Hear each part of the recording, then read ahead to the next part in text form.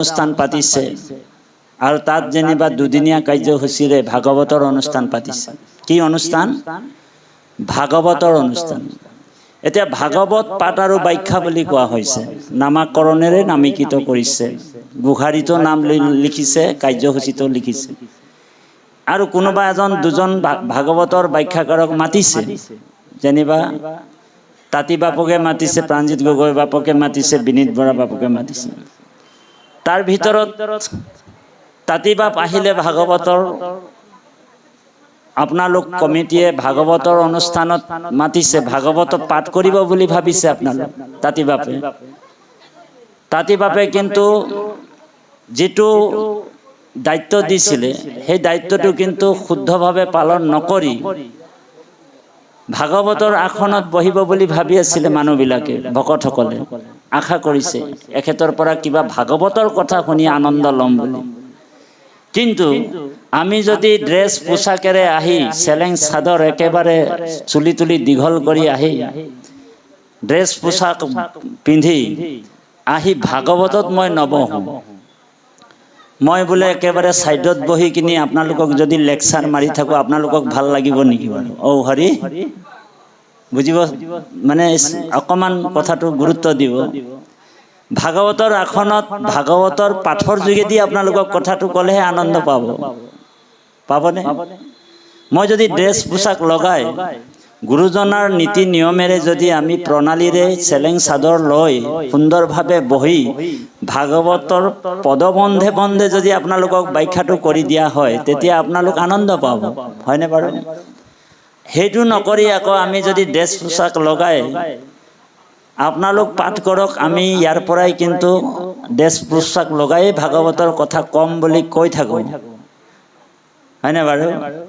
তেতিয়া আপোনালোকক দুখ লাগিব যে আমি এখেতক মাতিলোঁ, ভাগৱতৰ পাঠ আৰু ব্যাখ্যা অনুষ্ঠান বুলি লিখিছিলোঁ, সেইমতে তেওঁক মাতিছিল আৰু তেওঁ আহি আকৌ এইফালে বহি চুকতে বহি মাইক্ৰফোনটো লৈ এই হেৰিটো লৈ কটলেছটো লৈ কিবা বেলেগ কথাহে কৈ আছে, তেতিয়া মনটো আপোনালোকৰ ভাল লাগিবনে?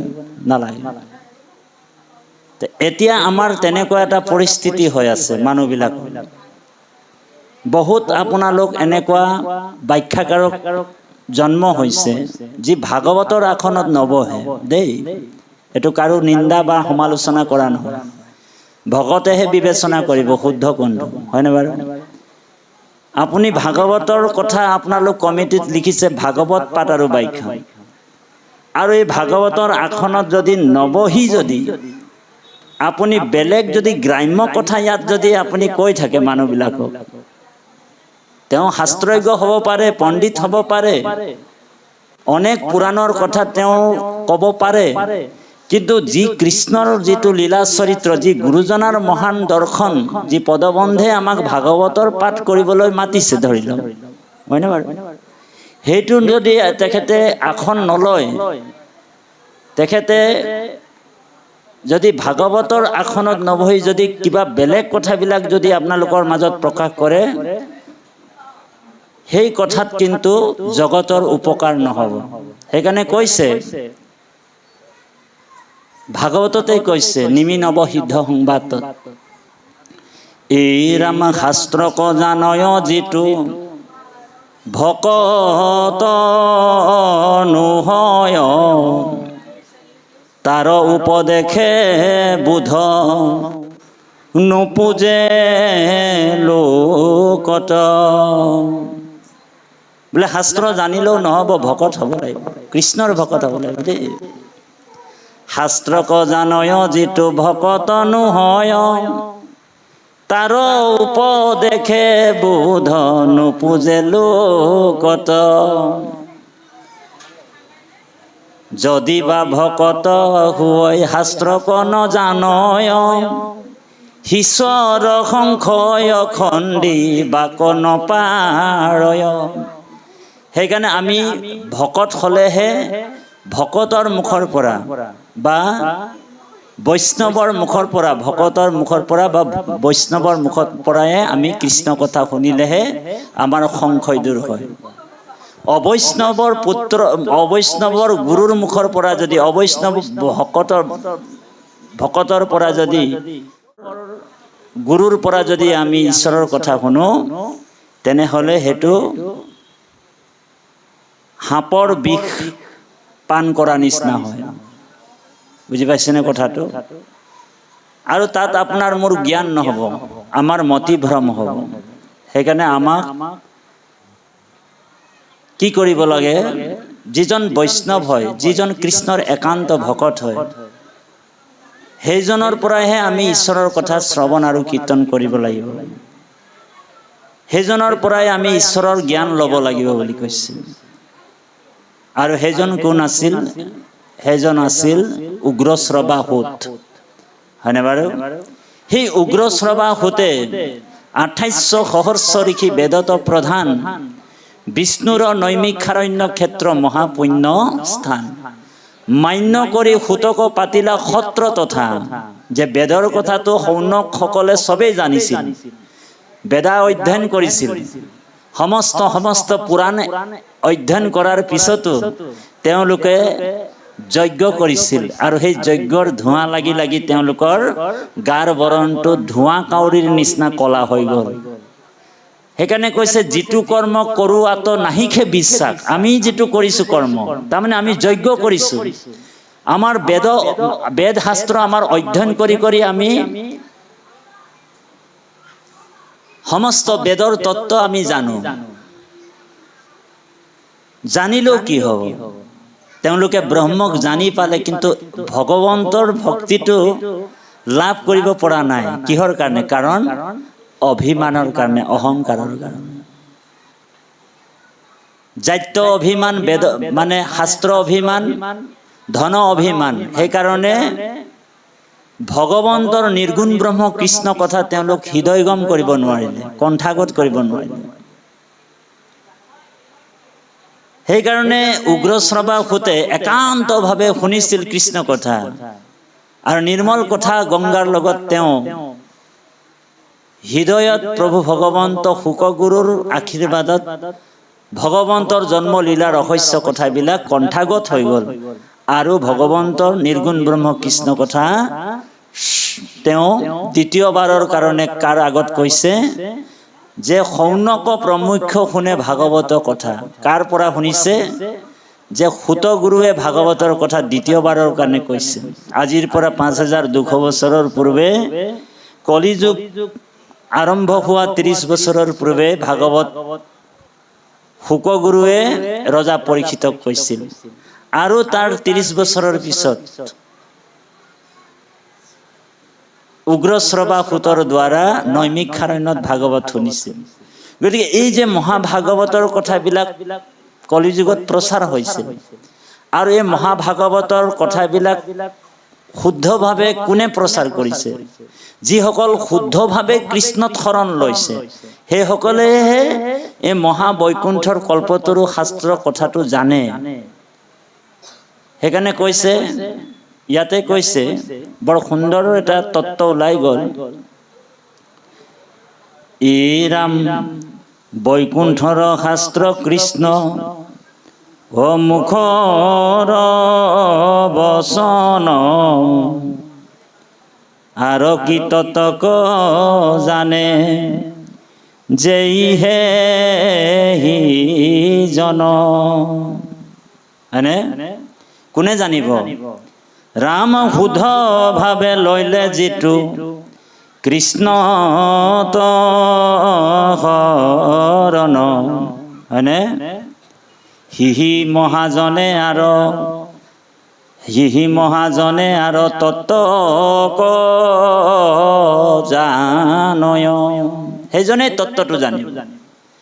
আৰু ভাগৱতৰ কথা সকলোৱে নাজানে, কাৰণ ভাগৱতৰ বা বেদৰ ৰহস্য কথাটো ভাগৱতত আছে। পঞ্চম বেদ বুলি ক'লেও ভাগৱত ভুল নহয়। বেদান্তৰ সাৰ হৈছে ভাগৱত। বেদান্তৰো সাৰ এইটো মহাভাগৱত। এই বেদান্তৰ সাৰটো কোনে বুজি পালে? যে উগ্ৰশ্ৰৱাসুতে বুজি পালে, বিদুৰে জানে, মৈত্ৰেয়ো জানে, উদ্ধৱে জানে। কাৰণ কৃষ্ণই সেই ৰহস্য ভক্তিটো কথাবিলাক বিদুৰ, উদ্ধৱ, মৈত্ৰেয়ক কৈছিল, সেইকাৰণে তেওঁলোকে জানে। সেইকাৰণে ইয়াতে কৈছে ৰাম হিহি মহাজনে আৰু তত জানয় ভাগৱত পুৰাণৰ কহিলো নিৰ্ণয় জানিয়া কৃষ্ণত কৰা একান্ত ভকতি কলিযুগে কৃষ্ণ নাম কীৰ্তনে গতি। বিশ্বামিত্ৰ পৰাশৰ আদি মুনিগণ জলবায়ু পত্ৰ মাত্ৰ কৰন্ত ভৈখন কামিনী জনৰ মুখ পদ্ম ফুললিত দেখি তাৰা হব ভৈল কামে বিমোহিত। এই বিশ্বামিত্ৰ পৰাশ মুনিয়ে বোলে আমাৰ নিচিনা সাধাৰণ বস্তু তেওঁলোকে গ্ৰহণ কৰা নাছিল, আমাৰ নিচিনা খাদ্য খোৱা নাছিল। আমিতো মাছ মাংস ইত্যাদি ইত্যাদি ভক্ষণ কৰোঁ, আমিষ আহাৰো খাওঁ, নিৰামিষ আহাৰো খাওঁ, হয়নে? কিন্তু বিশ্বামিত্ৰ পৰাশ মুনিয়ে কি খাইছিল? জল বায়ু পত্ৰ মাত্ৰ কৰন্ত ভক্ষণ। তেওঁলোক জল বায়ু আৰু পাত খাইছিল বুলি কৈছে, ভক্ষণ কৰিছিল। তথাপিও কামিনীৰ সং তেওঁলোক ত্যাগ কৰিব পৰা নাছিল। তেওঁলোক ইন্দ্ৰিয় জয় কৰিব পৰা নাছিল। গতিকে তেওঁলোকে যদি ইন্দ্ৰিয় জয় কৰিব পৰা নাছিল, তেনেহ'লে আপুনি মই পাৰিমনে? অ হৰি পাৰিমনে? কাৰণ আমিও ইন্দ্ৰিয় জয় কৰিব, আমিতো সামান্য মানুহ। আমি যদি লোভটোক এৰিব বিচাৰোঁ, ক্ৰোধটোৱে আমাক ধৰি লয়, ধৰেনে? আমি ক্ৰোধটোক এৰিম এৰিম বুলি ভাবোঁ, আমাক কামনাই ধৰি লয়, কাম ভাৱটোৱে ধৰি লয়। লোভক এৰাও প্ৰভু ক্ৰোধ আৱৰায়, ক্ৰোধক এৰোহ প্ৰভু কামে আৱৰায়। কিমতে কৰিম তোমাক ভকতি, কেনেকে কৰিম তোমাৰ ভকতি? গতিকে এই কথাটোকে ইয়াত কৈছে যে ভগৱন্তৰ ভক্তি কৰিবলৈ কোনো ডিগ্ৰীৰ প্ৰয়োজন নালাগে, ডিগ্ৰী নালাগে। বোলে সমস্ত শাস্ত্ৰৰ তত্ত্ব জানিব লাগে নেকি? বোলে নালাগে। সেইকাৰণে ভক্ত প্ৰহ্লাদে কৈছে যে নাহি ভক্তিত জাতি অজাতি বিচাৰ, কৃষ্ণ ভক্তি সমস্তৰে অধিকাৰ। মহাপুৰুষ জগতগুৰু শ্ৰীমন্ত শংকৰদেৱও কীৰ্তনত কৈছে যে ভক্তিত কেতিয়াও জাতি বিচাৰ নকৰিবা, জাতি অজাতি বিচাৰ নাই। এইটো স্ত্ৰী জাতিয়ে পাঠ কৰিছে। বহুতে ভাবে যে স্ত্ৰী জাতিয়ে কিয় পাঠ কৰিব লাগে? স্ত্ৰী জাতিক গায়ত্ৰী মন্ত্ৰ পঢ়িবৰ অধিকাৰ নাই। গায়ত্ৰী মন্ত্ৰ হৈছে বেদৰ বাণী, কাৰণ স্ত্ৰীয়ে যজ্ঞোপৱিত সংস্কাৰ নোহোৱাৰ কাৰণে গায়ত্ৰী মন্ত্ৰ স্ত্ৰী জাতিয়ে ল'ব নালাগে, পঢ়িব নালাগে। সেইকাৰণে গুৰুজনাই বা ভগৱানে আমাক ভাগৱত বেদান্তৰ সাৰটো দি দিলে যে বেদ অধ্যয়ন কৰিবলৈতো স্ত্ৰী জাতি নোৱাৰে, কিন্তু ভাগৱত পঢ়িবৰ কাৰণে সকলোৰ কাৰণে মুকলি কৰি দিছে। বুজি পাইছেনে? স্ত্ৰী ক্ষুদ্ৰ অন্ত জাতি তৰুক বুলি ভাগৱত সকলোৱে পঢ়িব পাৰিব। এতিয়া আমাৰ এই ভক্তিমাতৃ আইগৰাকীয়ে ভাগৱতৰ পাঠ কৰিছে, আৰু আপোনালোক জানে এগৰাকী তিৰোতা যেতিয়া ভাগৱতৰ পাঠ কৰে, বহুত সত্ৰবিলাকত স্ত্ৰী জাতিক ভাগৱতৰ পাঠ কৰিব নিদিয়ে। বৰ গুৰুত্বপূৰ্ণ কথা, বৰ ধ্যান দি শুনিব।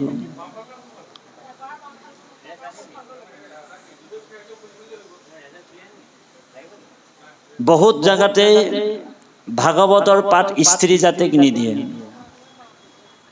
স্ত্ৰী জাতিটোক সদায় মানে লাও সদায় পাতৰ তলত বুলি কয় যে, ঔ হৰি ঔ ৰাম, পাতৰ তলত ৰাখে। আৰু স্ত্ৰী জাতিটোক বহুত শাস্তি দিয়া হৈছিল পূৰ্বত। সতীদাহ প্ৰথা বুলি এটা প্ৰথা আছিল দেই। কৃষ্ণ তাৰমানে স্বামীজন যদি কেনেবাকে বিয়োগ হয়, স্বামীজনৰ লগতে স্ত্ৰী পত্নী সেই চিতাত নিজেই নিজৰ প্ৰাণটো আহুতি দিবলগীয়াত পৰিছিল। সেই প্ৰথাটো চলি আছিল পূৰ্বৰ পৰাই, হয়নে বাৰু? গতিকে এই তেনেকুৱা এটা ব্যৱস্থা আমাৰ ভাৰতবৰ্ষত চলিছিল এক সময়ত। ব্ৰাহ্মণ্যবাদটো বহুত কটকটীয়াভাৱে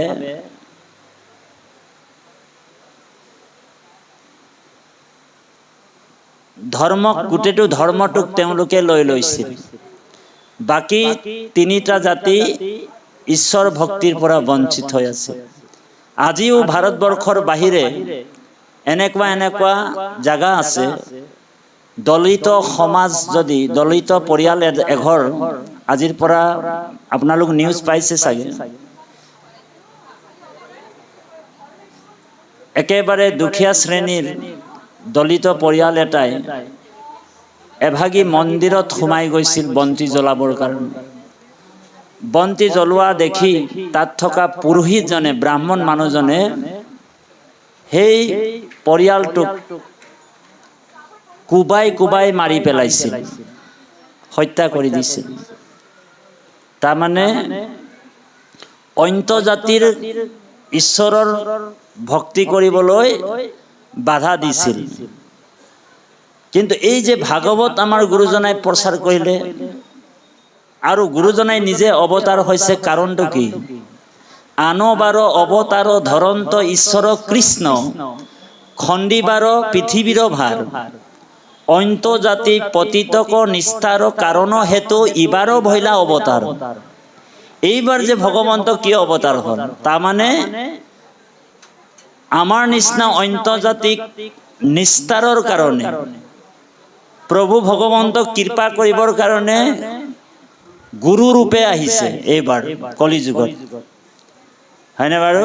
সেইকাৰণে কৈছে কীৰ্তনত, কলিত কীৰ্তন কৰিয়া আতি অপ্ৰয়াসে পাৱৈ বৈকুণ্ঠ ৩৬ জাতি, হয়নে বাৰু? কলিত কীৰ্তন কৰিয়া আতি অপ্ৰয়াসে বৈকুণ্ঠ পাৱে ৩৬ জাতি।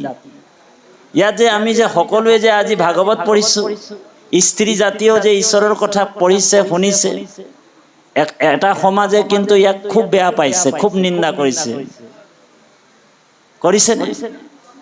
যে এই মানে ৰজস্বলা হোৱা নাৰীক তেওঁলোকে ভাগৱতৰ মানে পাঠ কৰিব নিদিয়ে, ৰজস্বলা। কাৰণ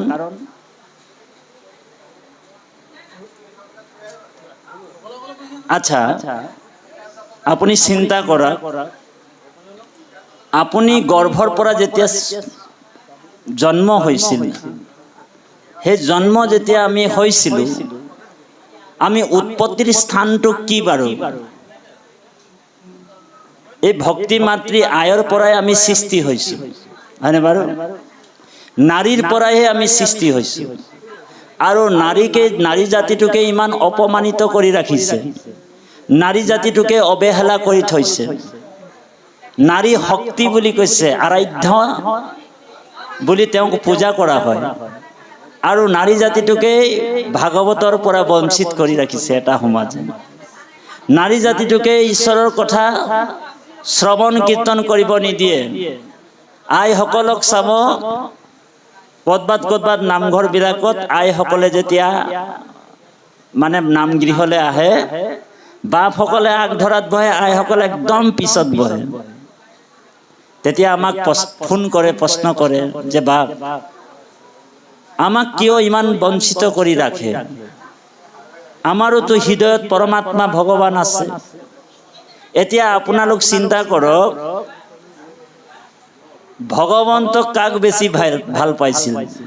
নিজৰ পত্নীসকলক ভাল পাইছিল নে বেছিকে, নে দ্ৰুপদীক ভাল পাইছিল? ভগৱন্ত দ্ৰুপদীক বেছিকৈ স্নেহ কৰিছিল। বোলে কিয় কৰিছিল? কাৰণ দ্ৰুপদীৰ ভক্তিটো নিস্বাৰ্থ আছিল, নিৰ্মোহ আছিল আৰু নিষ্কাম আছিল।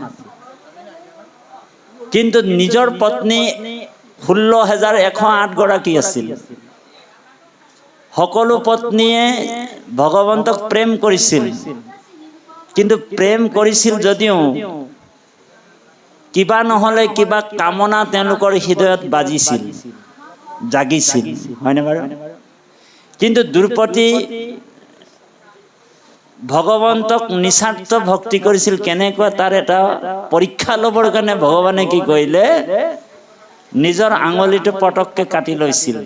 আৰু সেই সময়ত 8গৰাকী পত্নী তেওঁৰ লগতে আছিল, যে মোৰ আইসকলে মোক কিমান ভাল পায়, আজি মই পৰীক্ষা কৰিম। আৰু সেই সভাখনত স্বয়ং দ্ৰুপদীও আছিল। আৰু ভগৱন্তৰ 8গৰাকী পাত্ৰাণী বিভিন্ন অলংকাৰেৰে অলংকৃত হৈ ইমান ধুনীয়াকৈ দামী দামী শাৰী পিন্ধি আছিল। ভগৱন্তৰ আঙুলিৰ পৰা তেজ বৈ মাটিত টপক টপককৈ পৰি আছিল। আৰু প্ৰত্যেকগৰাকী আয়ে কি কৰিলে, নিজৰ প্ৰভু ভগৱন্ত, নিজৰ স্বামীৰ আঙুলি কাট খাই যোৱা দেখি ভিতৰলৈ লৰ মাৰিছিল কাপোৰ বিচাৰিবলৈ, হয়নে? কিন্তু দ্ৰুপদীয়ে কি কৰিলে, মই ইমান দামী কাপোৰ পিন্ধিছোঁ, শাৰী পিন্ধিছোঁ বুলি দ্ৰুপদীয়ে ভবা নাছিল। কি কৰিলে বাৰু, নিজৰ সেই শাৰীটোৱে ফালি লগে লগে ভগৱন্তৰ আঙুলিটোত বান্ধিছিল নে? তেতিয়াই গম পাই গ'ল যে দ্ৰুপদীয়ে মোক, প্ৰকৃতাৰ্থত দ্ৰুপদীয়ে মোক বেছিকৈ ভাল পায়, প্ৰেম কৰে। তেওঁ এক মুহূৰ্ততে মোক নিজৰ কাপোৰটো কিমান দামী পিন্ধিছোঁ এই কথাটো চিন্তা কৰা নাই, যে মোৰ ভগৱন্তৰ, মোৰ প্ৰভুৰ তেজ যে ইমান মাটিত পৰিছে। তৎক্ষণাতে তেওঁ আঙুলিৰ তেজটো ৰখাবৰ কাৰণে যত্ন কৰিছিল। কিন্তু বাকী পত্নীসকল কি কৰিছিল, দৌৰ মাৰিছিল কলৈ, কাপোৰ বিচাৰিবলৈ। গতিকে এইটো পৰীক্ষাত দ্ৰুপদী উত্তীৰ্ণ হৈছিল। আৰু সেই দ্ৰুপদী যেতিয়া মহাভাৰতৰ যুদ্ধত আৰম্ভ হোৱাই নাই, আৰম্ভ হোৱাৰ আগমুহূৰ্তত পাশা খেল হৈছিল। পাশা খেলত দ্ৰুপদীকে প্ৰমুখ্য কৰি সকলোকে যুধিষ্ঠিৰে হাৰি গৈছিল। অসহায় হিচাপে দুৰ্যোধনৰ ৰাজসভাত বহি আছিল। আৰু অন্তিম সময়তে দুৰ্যোধনে আদেশ দিছিল দুশাসনক, যে সেই দ্ৰুপদীক লৈ আহা আৰু এই মোৰ জংঘাত বহাব লাগিব। সেই বুলি আদেশ দিয়াৰ লগে লগে 100টা হাতীৰ বল দুশাসনক সেই অবলা নাৰীগৰাকীক চুচৰাই কিনি চুলিত ধৰি সেই সভালৈ লৈ আনিছিল। আৰু সেই সময়ত দ্ৰুপদী কিন্তু ৰজস্বলা অৱস্থাত আছিল। বৰ গুৰুত্বপূৰ্ণ কথা, ধ্যান দিওঁ। দ্ৰুপদী ৰজস্বলা অৱস্থাত আছিল, হয়নে বাৰু? আৰু ভগৱন্তৰ যি ভকত পঞ্চপাণ্ডৱ গাণ্ডীৱধাৰী, বিশ্বৰ গাণ্ডীৱধাৰী তাত আছিল। ভীষ্ম পিতামহ আছিল আৰু অনেক অনেক বীৰ আছিল। ধৰ্মৰাজ যুধিষ্ঠিৰ আছিল। আৰু এই অৱস্থাত থকা দ্ৰুপদীৰ যেতিয়া টানি আনিছিল, তেওঁলোকে নিমাত হৈ তলমূৰ কৰি বহি আছিল। কোনেও দ্ৰুপদীক ৰক্ষা কৰিব নাহিল। সেই সময়তে দ্ৰুপদী গম পাই গ'ল যে একমাত্ৰ প্ৰভু ভগৱন্তই মোক ৰক্ষা নকৰিলে কোনো ৰক্ষা কৰিব নোৱাৰে। কিন্তু তেওঁ প্ৰথমে প্ৰভু ভগৱন্তৰ কথা বা ভগৱন্তৰ কি নাম ধৰি মাতিছিল, তেওঁ যদুনন্দন বুলি কৈছিল, যদুপতি বুলি কৈছিল, হয়নে বাৰু? মথুৰাপতি বুলি কৈছিল। ভগৱান এবাৰ মথুৰালৈ দৌৰ মাৰে, যদুপতি ক'লে মানে যদুবংশৰ ওচৰলৈ দৌৰ মাৰে।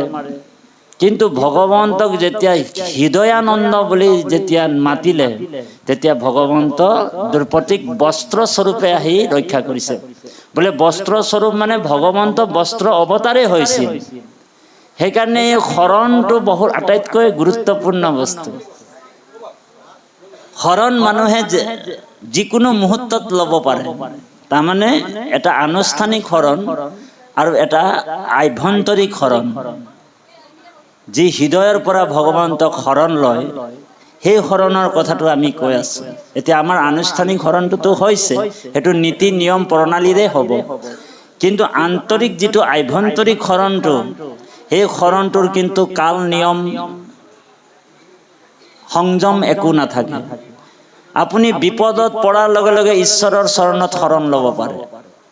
আৰু সেই সময়ত দ্ৰৌপদীৰ ৰজস্বলা অৱস্থাত আছিল, কিন্তু কৃষ্ণ আহিল নে?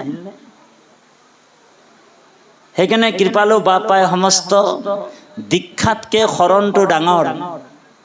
আৰু এই শৰণটোৰ কথাটোৱে, এক শৰণৰ কথাটোকে মহাপুৰুষ জগতগুৰু শ্ৰীমন্ত শংকৰদেৱৰ বাহিৰে বিশ্বৰ কোনো এজন ধৰ্ম দৰ্শন গুৰুৱে আজিলৈকে এক শৰণ ধৰ্মটোক প্ৰচাৰ কৰিব পৰা নাই।